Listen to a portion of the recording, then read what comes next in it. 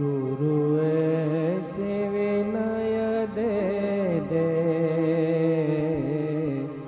गुणगान करूं तेरा। इस बालक के सर पे गुरु हाथ रहे तेरा। गुरु ऐसे विनय दे दे, गुणगान करूं तेरा। इस बालक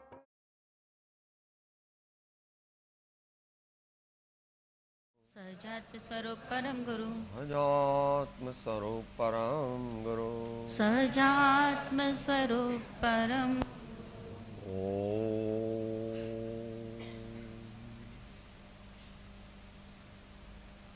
अज्ञानतिमिरान्धानां ज्ञानाञ्जनशलाकया चक्षुः उन्मीलितं येन तस्मै श्री गुरवे नमः। परात्पर गुरुवे नमः। परम प्राचार्य गुरुवे नमः। परम गुरुवे नमः।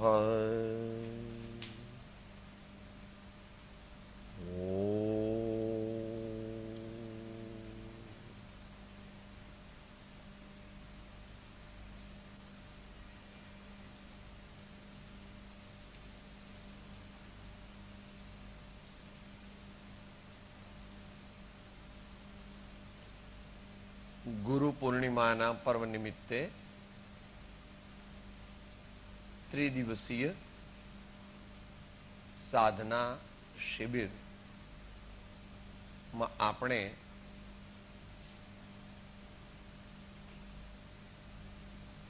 જોડાયા છીએ.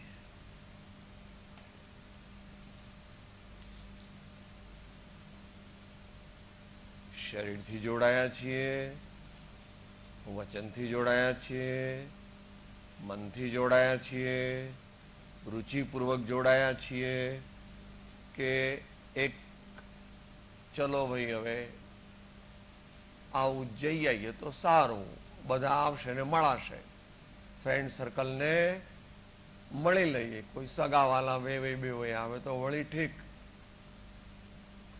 ટ્રસ્ટીઓ વગેરે બધાને સારું લાગશે. એ તો પોતપોતાના ભાવ, પોતપોતાના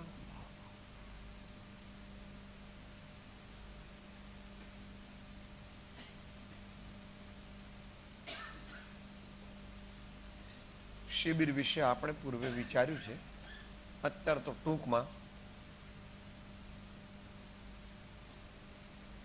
ઘનિષ્ઠ સાધનાનો અવસર. શિબિર એટલે ઘનિષ્ઠ સાધનાનો અવસર.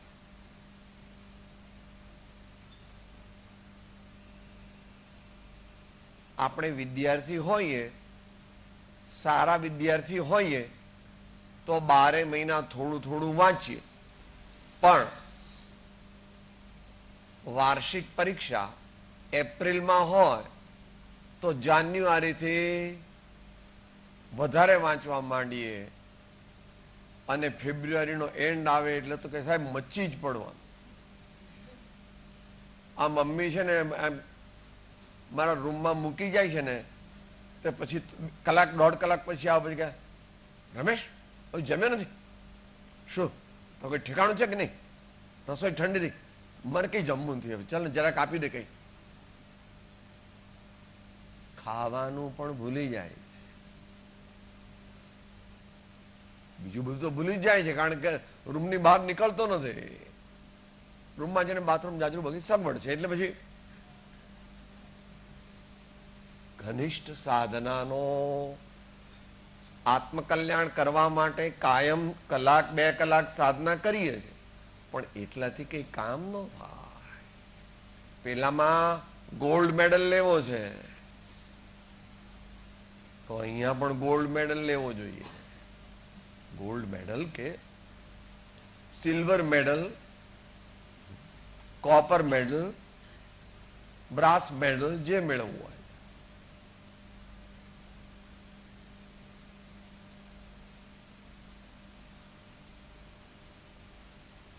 ખેંચાઈને સાધના કરીએ એનું નામ શિબિર. કમર દુખે છે, વાંધો નહીં, થોડી વાર સાહેબ ટાઈમ થઈ ગયો ને તમે હજુ ચાલુ રાખો છો, ટાઈમ તો સાચવો જરા. એટલે ભૂખને આધીન છે એવી ખબર પડે છે ને ઉપયોગ એમાં જ જાય છે, કારણ કે સ્વાધ્યાયમાં ઉપયોગ જતો નથી. પણ જ્યારે સિઝન હોય દિવાળીની ત્યારે સુઈ પણ દુકાનમાં સુઈ જાય છે, દુકાનમાં જ સુઈ જાય છે. ઘેર જવાનું જ નહીં. 1-1:30 વાગ્યા સુધી રાતના દુકાન ચાલે, ત્યાં જ સુઈ જવાનું, અને ખાવાનું પણ બધું ટિફિન પાછું જાય. ઉભા ઉભા પેલો દીકરો કે મેનેજર કે શેઠ તમે ખાતા જ નથી, કઈ હવે જરા થોડુંક તો ખાઈ લો.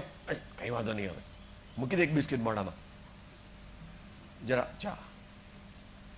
આવી લગ્ની લાગે તો જ આત્મા પ્રાપ્ત થાય. નિષદિન નયન में निंद न आवे, नर तब ही नारायण पावे. કૃપાળુ દેવ કે ક્ષણે ક્ષણે કાર્ય કાર્ય પ્રસંગે પ્રસંગે જાગૃતિ રાખે તો આત્મા એટલે સહજાનંદ.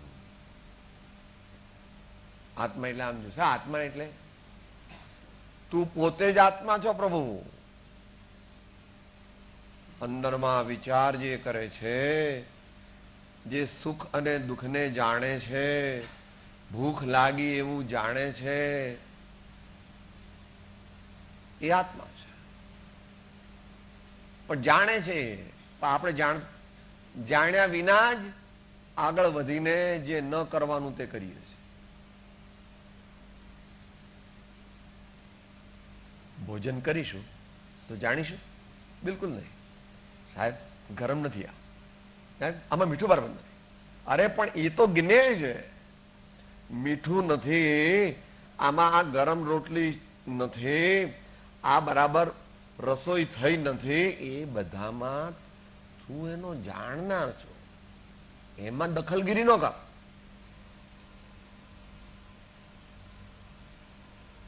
આવી સ્થિતિ પ્રાપ્ત કરવી એ આધ્યાત્મિક સાધનાનું ફળ છે.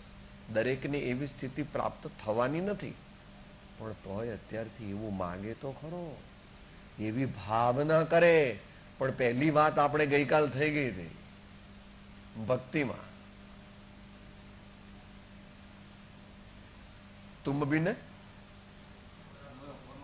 મોરો કોનો નહીં. હાથ જૂઠો, ખોટું ખોટું બોલે.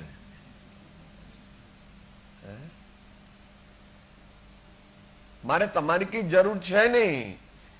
ભગવાન, સદગુરુ બધું છે, એમાં લીલા લહેર છે. બોલો, આ તમારે જેમાં કઈક પ્રોબ્લેમ થયો હોય, ખાવાનું પીવાનું ન હોય, ઘરમાંથી લોકો કાઢી મૂકે, ગયડા થયા, હવે નક્કામાં છો એટલે આવી જગ્યાએ રહેવાનું, આવું બધું કરવાનું.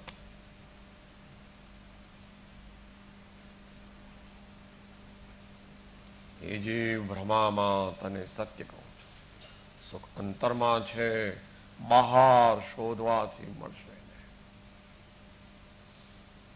તત્વનો નિર્ણય નથી, ભગવાનની વાતનો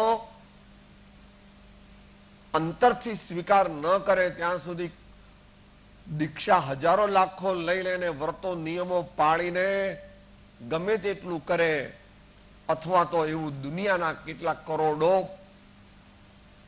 સુખ કાલ્પનિક ભોગવે તો પણ અંતરની શાંતિ કે સાચો આનંદ તેની ઝાંખી થાય.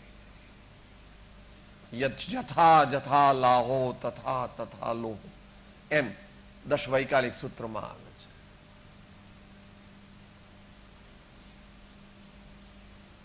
પેલા સાયકલ મળે તો બહુ રાજી થતો હતો, પછી સ્કૂટર મળ્યું તો રાજી થયો, પછી હીરો હોન્ડા મળ્યું તો રાજી થયો, પછી મારુતિ મળ્યું તો રાજી થયો, અત્યારે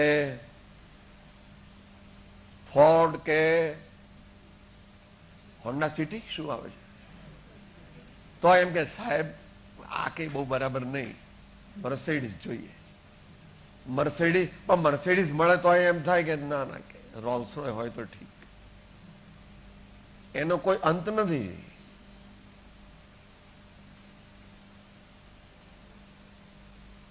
આ ઉપદેશ નથી, આ હકીકત છે, યાદ રાખવું. ભગવાન તે કોઈ એકેડેમિશિયન નથી, ભગવાન ફિલોસોફર નથી, ભગવાન કઈ શુષ્ક જ્ઞાની પણ નથી ને જડ ક્રિયાવાન પણ નથી. મહાન સફળ પ્રયોગવીર, પરિપૂર્ણ આત્મા, જ્ઞાન આનંદથી ભરેલા મારા સ્વામી છે. તું માને?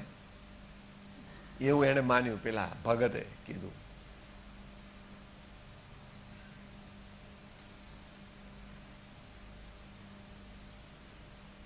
એવું માને તો જીવનમાં આત્માનું શાસન આવે.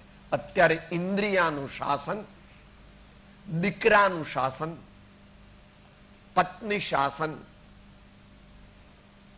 પૈસા શાસન અને ભોજન શાસન ચાલે છે. અત્યારે આપણું જીવન કેવી રીતે ચાલે છે સાહેબ? છોકરો રજા નથી આપતો એ ધર્મ કેવી રીતે કરો? છોકરા બાપા દીકરાને રાખો, છોકરાઓને રાખો. હા, ક્યાં જાવ છો? ક્યાંય જવું નથી. આવા બાવા પાસે કઈ જવાનું નહીં આપણે. દીકરો કે એમ કરવાનું, એની બા કે એમ કરવાનું, શરીર કે એમ કરવાનું. રાતના 12 વાગે હવે મારે આઈસ્ક્રીમ ખાવો છે, રાતના 12 વાગે આઈસ્ક્રીમ ખાવે છે, હા લઈ આવું. એનું રાજ છે. આપણા ઘર ઇન્દ્રિયાનુશાસન. જરા પંખો બંધ થયો તો કે આવીને આવીને વ્યવસ્થા રાખો છો.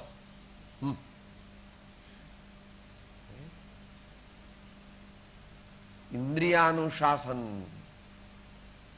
દેહાનુશાસન, દીકરાનુશાસન, એ બધાને છોડીને આત્માનુશાસન, એ પરથી નામ આપ્યું છે ભગવાને. આત્મ અનુશાસન. મારું જીવન આત્માની આજ્ઞા અનુસાર ચાલશે. મારું જીવન આત્માનું શાસન એટલે પરમાત્માનું શાસન. આત્મા જેમણે પૂર્ણપણે પ્રાપ્ત કર્યો તે પરમાત્મા, અને આત્મા જેમણે 14 ની 15 ની પ્રાપ્ત કરી લીધો તે આચાર્ય, આવા શાસ્ત્રોના કરનાર.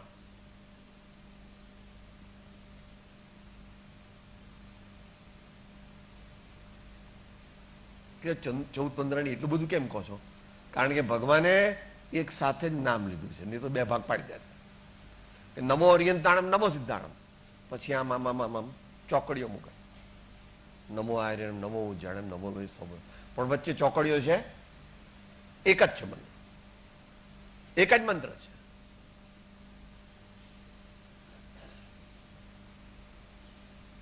એટલે ગઈકાલે પરમ દિવસે બધા ભજન સાંભળ્યા એટલે અંદરમાં એવું લાગે છે કે સાચું છે.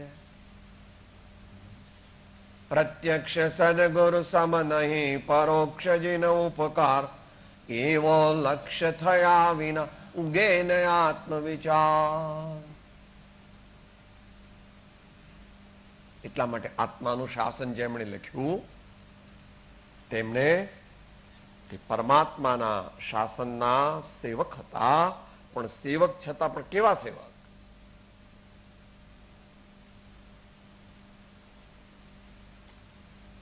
લગભગ એમના જેવા જ. લગભગ એમના જેવા જ.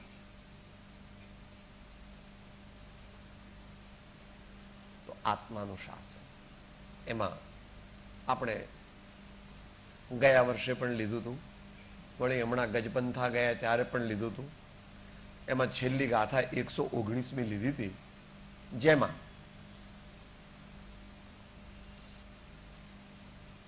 બ્રહ્માના દીકરા ઋષભદેવ ભગવાન, આદિનાથ ભગવાન અને તેમના પુત્રો એનું વર્ણન કર્યું.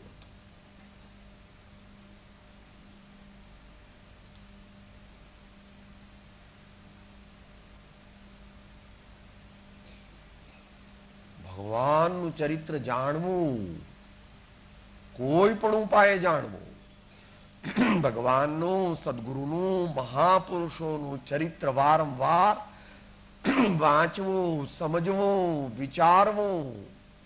અને હમણાં અહીંયા લીધું ભાઈ શ્રી મણિભાઈએ, રહે સદા સત્સંગ ઉન્हीं का, ध्यान उन्हीं का नित्य रहे, उन्हीं जैसी चर्या में यह चित्त सदा अनुरक्त रहे.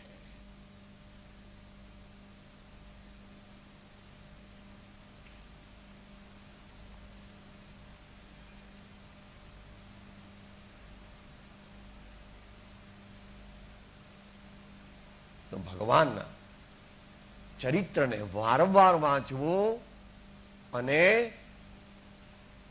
એમના પ્રત્યે પ્રેમ પ્રત્યે એ માટે બધા ઉપાય કરવા,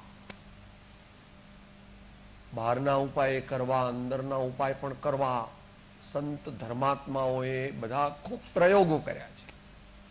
ભગવાનનું જીવન એટલે, મોટા પુરુષોનું જીવન એટલે એક ultra modern laboratory for experimenting to destroy the veil of ignorance and to attain the highest degree of self-control, that means samadhi.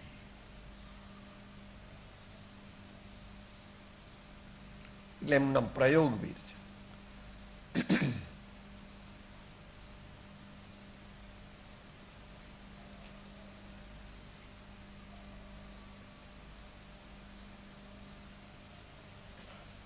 તેરમા અને 14મા પાઠમાં મોક્ષમાળામાં એક એક ભગવાનનું ચરિત્ર, એક એક મહાપુરુષનું ચરિત્ર પણ વાંચવું. શા માટે વાંચવું? બધા ભગવાન સરખા છે, એક ભગવાનને જાણી લીધું એટલે પછી બીજા ભગવાનને કેમ જાણવું? એવું નથી. દરેકની સ્પેશિયાલિટી છે. તમે તમારી દુનિયામાં તો એમાં બાબતમાં પાકા છો.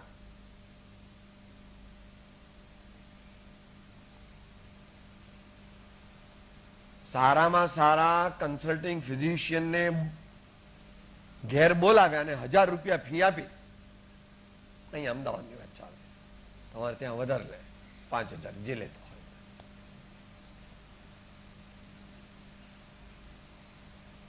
તો પણ સેકન્ડ ઓપિનિયન લો છો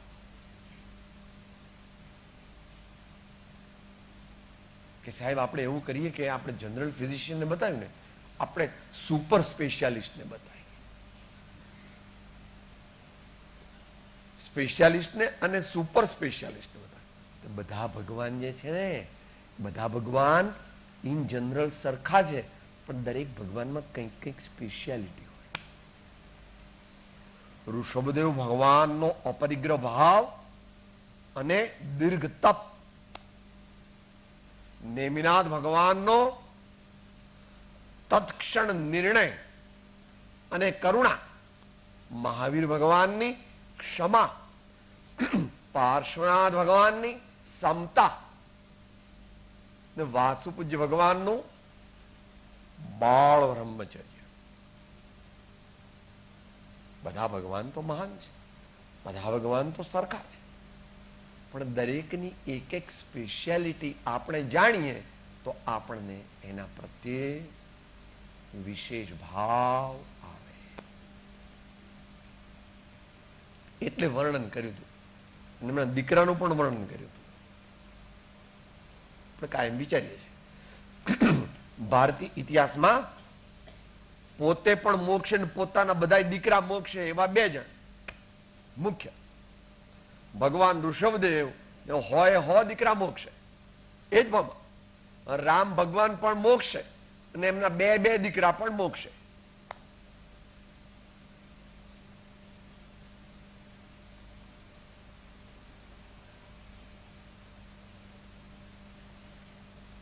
સાહેબ તમે ભાવુક છો ને એટલે આવું બધું બોલો. You are an emotionally oriented personality. I am not like you. I am an intellectually oriented personality. I am a logically oriented person.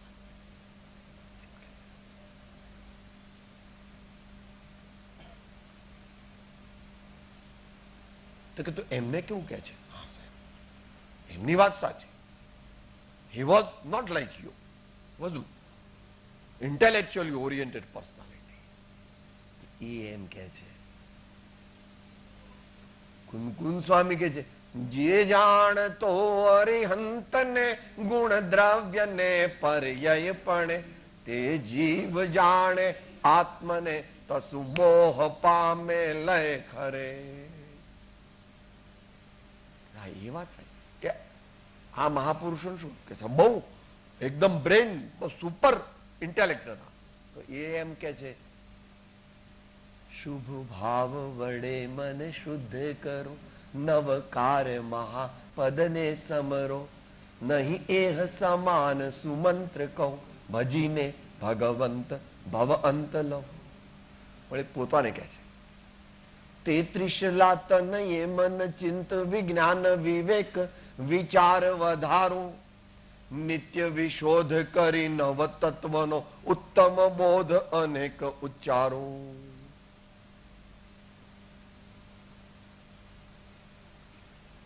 માટે આપણે સર્વે અવશ્ય આપણી બુદ્ધિનું તુચ્છ બુદ્ધિનું અભિમાન બાજુમાં મૂકી અને પરમાત્મા, સદગુરુ અને સંતો તેમને સાચા માનવા. અમુક કોઈના કહેવાથી નહીં, એમની કડકમાં કડક પરીક્ષા કરવી. જ્ઞાની પુરુષો કહે છે, અમારી કડકમાં કડક પરીક્ષા તું કર, પણ એકવાર પરીક્ષા કરીને એમાં પાસ કર્યા પછી વચ્ચે વચ્ચે લપ કરતો નહીં. પહેલા જેટલી પરીક્ષા કરવી હોય એટલી કરી લે, પણ એકવાર તમે બધા મોટા માણસો છો, ક્રીમ ઓફ ધ સોસાયટી કહો છો તમે, હા our family is very noble, ખાનદાન છીએ. દીકરીને કે દીકરાને એને સુયોગ્ય પાત્ર બતાવ્યું અને પછી સંબંધ કરી દીધો અને પછી કોઈ વધારે સારો છોકરો મળ્યો તો કે હવે આનું ફોક કરીને પેલા છોકરા એવું કરો. સાહેબ શું વાત કરો છો? હા, રઘુકુલ રીતિ સદા ચલી આય, પ્રાણ જાય અરુ વચન ન જાય. દુનિયાના કામમાં તો એમ કહો છો કે સાહેબ અમે ખાનદાનની ઓલાદ છીએ, કે તમારા જેવા સામાન્ય માણસ નથી. એકવાર મારા સ્વામી સાથે લગ્ન કર્યા, એમને સાચા માન્યા, પછી મૃત્યુ આવે તો પણ તેમની વાતમાં શંકા કરવી. પહેલા જે કરવું તે કરે તો સિદ્ધાંતમાં પણ કૃપાળુ દેવી, જ્યાં શંકા ત્યાં ગણ સંતાપ, જ્ઞાન તહા શંકા નહીં સ્થાપ, પ્રભુ ભક્તિ ત્યાં ઉત્તમ જ્ઞાન, પ્રભુ મેળવવા ગુરુ ભગવાન. તો સાહેબ મોટા આચાર્યોની વાત, સમ્યક દર્શનના 8 અંગ કયા? એમાં પહેલું અંગ નિશંકિત્વ. નિશંકિત્વ એકવાર જે વાતનો સ્વીકાર અંતરથી કર્યો તે પૂરેપૂરો વિચાર કરીને કરો. ઉતાવળ કરવાની કઈ જરૂર નથી. થ્રુ એન્ડ થ્રુ મારા સ્વામીની પરીક્ષા કરી લે. ભગવાનને આ પર તમારા બધા અહીંયા અત્યારે બાય ફ્લાઇટ જાઓ ને તો સિક્યોરિટી વાળા, સાહેબ ટોપી કાઢો, ટોપી કઢાવે. પાકીટ કાઢો, પાકીટ આપો. પર્સમાં શું બેન, પર્સમાં શું છે, લાવો, બતાવો. કેટલી સિક્યોરિટી કરે. અરે બૂટ પણ કઢાવે, મોજા પણ કઢાવે. મારા સ્વામી કહે છે એવી અમારી પરીક્ષા કર, વાંધો નહીં, એવી પરીક્ષા કર, જેટલી કરવી હોય તેટલી કર. પણ પછી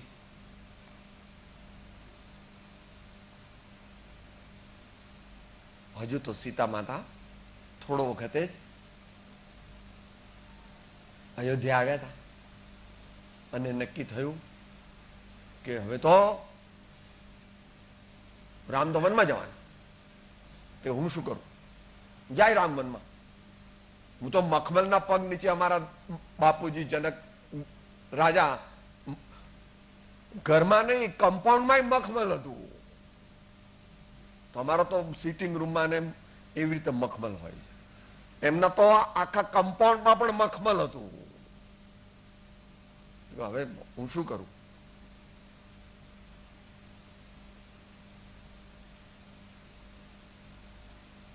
સુખ માટે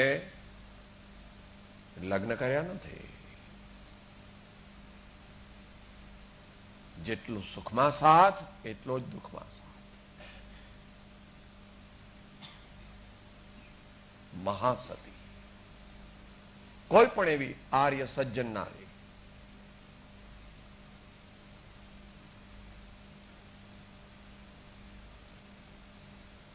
ગમે તેટલા કષ્ટ વેઠવા પડે પણ એમની સાથે જ હું રહીશ. રામ ના કીધી કે ભાઈ તમને ન ફાવે આ બધું ત્યાં ખાવા પીવા કશું ઠેકાણ ને આજવું, આ એક મેં પોતડી પહેરી છે, હાલ્યો. હવે ત્યાં તમને અહીંયા બહાર નીકળશો ત્યાં જ બધું ભાગવા માંડશે, કાંટા ને આ તે, ખાવા પીવાનું કઈ નક્કી નહીં, કપડાનું કઈ નક્કી નહીં, સુવાનું કઈ નક્કી નહીં, ક્યાં સુવાનું.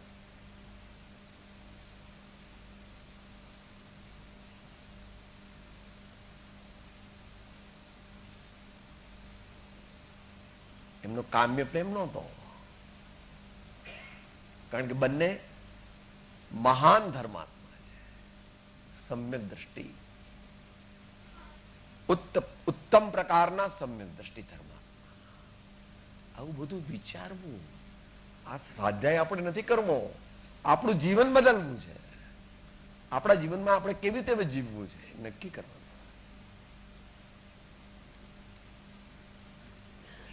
એમણે આટલું બધું કર્યું, આપણે એમનું એક અંશ તો ગ્રહણ કરીએ, એમનો એક અંશ તો ગ્રહણ કરીએ. એમણે આટલી બધી ક્ષમા રાખી, તો આપણે નિયમ તો લે કે સ્થૂળ ક્રોધ કરીશ નહીં, પણ એ મેન્ટેન કરવો જોઈએ. નિયમ લેવા માત્રથી નિયમ સિદ્ધ થતો નથી, પણ એનું due follow up, DUEFOLLOWUP, regular follow. આજ સુધી એ વ્યવસ્થા ચાલી આવે છે. એટલા માટે જયારે જૈન પરંપરામાં દીક્ષા આપવામાં આવે ત્યારે પહેલા કાચી દીક્ષા હોય, પહેલા કાચી દીક્ષા હોય છે, અને પછી પોતપોતાની પરંપરા કે ઉપસંપ્રદાયના જે નિયમો હોય એ પ્રમાણે 15 દાડા પછી, મહિના પછી કે ઇવન 6 મહિના પછી પાકી દીક્ષા આપવા.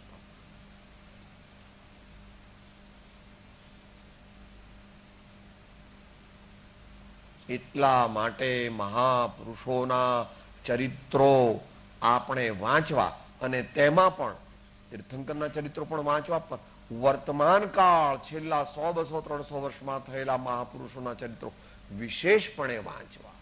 કારણ કે ઋષભદેવની માફક આપણે કઈ વનમાં રહી શકવાના નથી. આ કાળના જ્ઞાની પુરુષોએ શું કર્યું એ જાણીને આપણે આપણા જીવનને એ પ્રમાણે ઢાળવાનો પ્રયત્ન કરવો. આપણે કઈ 175 દિવસના ઉપવાસ આપણે બધા કરવાના નથી.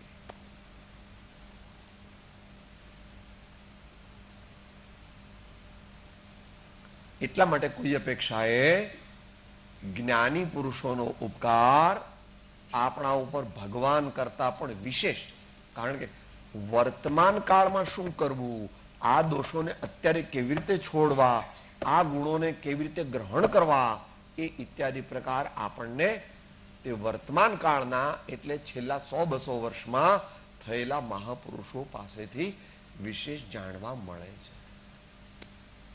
પ્રત્યક્ષ સત્પુરુષ મળે તો અહો ભાગ્ય. પણ એ આપણે બપોરે પ્રશ્નોત્તરીમાં લેવાના છીએ. હમણાં વાત થઈ હતી એટલે અને બીજા પણ પ્રશ્ન આવ્યા છે. બીજા પણ જે પ્રશ્નો બપોરે પૂછવાના હોય તે લખીને આપે તો આવશ્યક છે. અને બહુ જ અપ્રયોજનભૂત પ્રશ્નો ન પૂછવા કે સાહેબ 13મા સ્વર્ગમાં કેટલા વિમાન છે કે ભાઈ મને ખબર નથી, તારે જાણવાની કઈ જરૂર. ભાવ સુધારને. અત્યારે 8મા સ્વર્ગ ઉપર કોઈ જઈ શકતું નથી, એ પણ નથી જઈ શકતું. આપણામાંથી કોઈ 13મા સ્વર્ગમાં જવાનું નથી. માટે એની બહુ ચિંતા કરવી કૃપાબેન મતારથી કીધા છે. દેવા દે ગતિ ભંગમાં જે સમજે શુદ્ધ જ્ઞાન, માને નિજ મત વેશનો આગ્રહ મુક્તિ નિદાન. છે સામાન્ય જાણી લીધું બસ. પ્રયોજનભૂત તત્વ સમજીને એનો પ્રયોગ કરો. એ વાત 120માં આવે છે. Stage wise development of the solve. Stage wise spiritual development of the સોલ.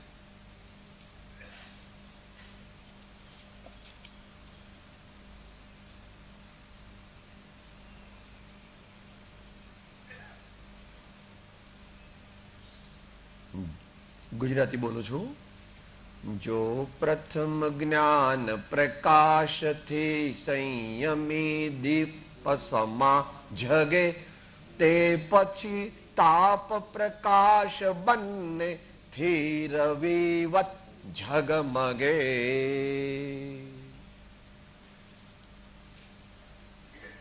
શબ્દ જ્ઞાની સંયમી પુરુષો પ્રથમ દીપકની સમાન પ્રકાશ પ્રદાન હોય છે.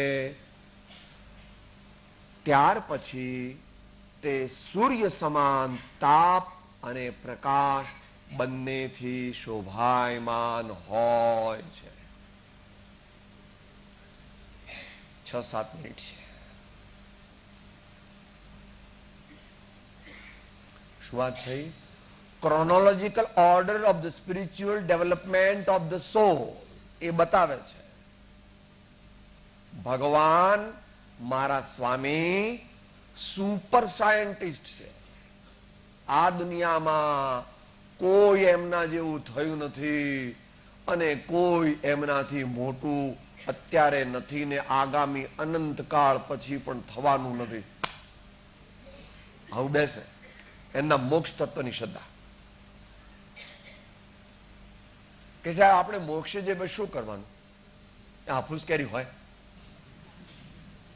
સાહેબ, ત્યાં એર કન્ડિશન હોય, હેલિકોપ્ટર હોય છે. એક પરમાણુ માત્રની મળે ન સ્પર્શતા, પૂર્ણ કલંક રહિત અડોલ. કોઈ પણ વસ્તુની આવશ્યકતા વિના, કોઈ પણ વસ્તુ કે વ્યક્તિના અવલંબન વિના એક એક સમયમાં, એક એક સેકન્ડમાં નવો નવો અનંતો આનંદ મારા સ્વામીને છે. તીર્થંકર અને સિદ્ધ એટલે અરિહંત ભગવાન ને સિદ્ધ ભગવાન.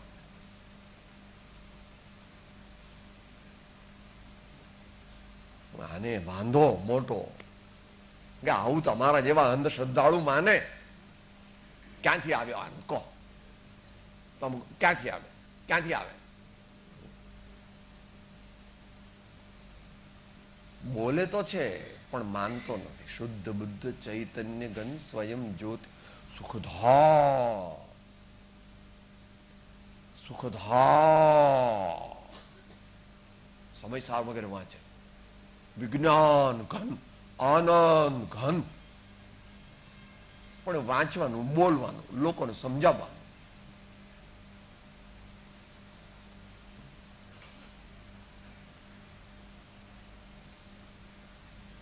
જે પ્રતિબંધિત કારણો હતા તેનો પોતે અભાવ કર્યો સત્પુરુષાર્થ દ્વારા, એટલે હવે પોતાનો સ્વભાવ પરિપૂર્ણપણે પ્રગટ થઈ ગયો.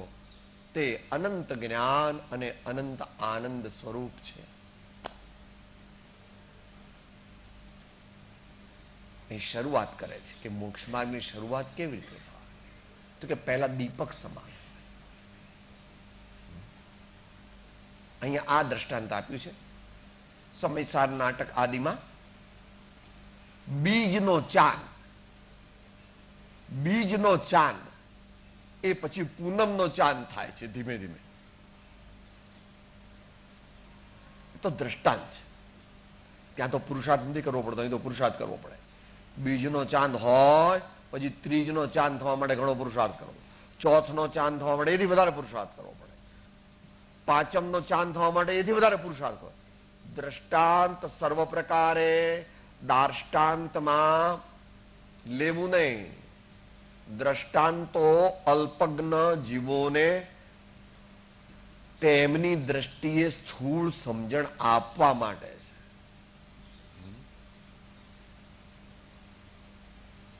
ચંદ્ર આદિ તો એ તો અચિત્ત પદાર્થ છે. તો કુદરતના ક્રમ પ્રમાણે બીજ પછી ત્રીજ, ત્રીજ પછી ચોથ, ઓમ. પણ દ્રષ્ટાંત સમજવા માટે ઉપયોગી છે. દ્રષ્ટાંત સમજવા માટે ઉપયોગી છે. એ સાહેબ હું સીધો જ પૂનમનો ચાંદ થઈ ગયો તો કે થવાય જ નહીં. ક્રમ છે, મોક્ષ માર્ગનો ક્રમ છે. તમારી દુનિયામાં પણ ક્રમ છે. તમારી દુનિયા આખી બધા વ્યવહાર ક્રમથી ચાલે છે. પહેલા પ્રી કેજી, પછી કેજી, પછી પ્રાઇમરી, મિડલ સ્કૂલ ને હાઈ સ્કૂલ ને કોલેજ ને યુનિવર્સિટી, પછી ડોક્ટરેટ. કે મારો દીકરો એટલો બધો હોશિયાર છે ને, 98% માર્ક આવ્યા છે ને, એટલે હવે 7 વર્ષનો છે ને, એટલે હવે સીધો પીએચડીમાં મૂકી દો. 98% માર્ક છે એનો. આઈક્યુ એ લોકો કહે છે 120 છે. મળે જ નહીં એડમિશન પીએચડી. એમ ઘણા કહે છે આપણે ફટ દઈને મોક્ષ લઈ લઈએ, તો એ ફટ દઈને મોક્ષ ન. દરેક વસ્તુમાં તમારે, તમે અત્યારે કરોડપતિ છો વ્યવહારથી, હો. કોઈ આત્મા શરીરનો સ્વામી નથી તો પૈસાનો સ્વામી સ્વપ્નમાં પણ થઈ શકે એમ છે. પણ વ્યવહારિકમાં કહેવાય કરોડપતિ તો કેવી રીતે થયા? સાહેબ એ પૂછો નહીં ને. 15 રૂપિયાની નોકરી કરતો હતો. 1924માં 15 રૂપિયાની મહિને નોકરી કરતો હતો અને શેઠની દુકાનના ઓટલા પર રાતના સુઈ રહેતો. હવે એ બધી વાત લાંબી છે, જવા દો. તમારે જવાને કે બહુ ખબર ન પડે. એ તો મારું ફાઇનાન્શિયલ પ્લાનિંગ, હા, મારી સેવિંગની આખી કેપેસિટી અને આખો એનો સ્ટ્રક્ચરિંગ અને મારું એડમિનિસ્ટ્રેશન અને મારું સુપર ઓવરઓલ ફાઇનાન્શિયલ પ્લાનિંગ, એ બધું તમારે જવાને ખબર ન પડે. તો આટલા વર્ષ લાગી ગયા. એ કે 25 કરોડ ભેગા કરતા આ 60 વર્ષ નીકળી ગયા. એ કરવા જેવું નહોતું, પણ ભૂલથી કર્યું. લક્ષ્મી અને અધિકાર વધતા શું વધ્યું તે તો કહો. પણ ભૂલ થઈ તો થઈ, અત્યારથી તો સુધરી જવું.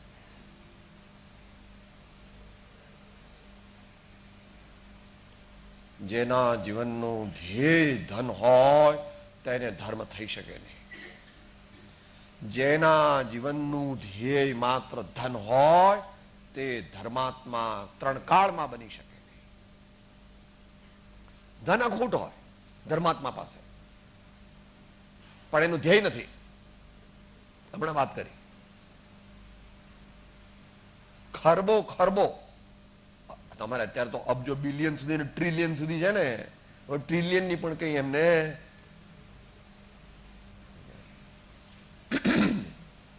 તીર્થંકર ભગવાનને ન માને અને બીજા બધા ન માને, વર્તમાન કાળના સંતોને તો માને. એ તો કૃપાળુદેવની વાત તો કરી નાખી. અંત મંગળ આ ગુજરાત પ્રદેશ છે, ગાંધીનગર, અમદાવાદ વગેરે ગુજરાતી ભાષા ચાલે છે. એના આદિ કવિ 520 વર્ષ પહેલા લગભગ થયા. એ કે છે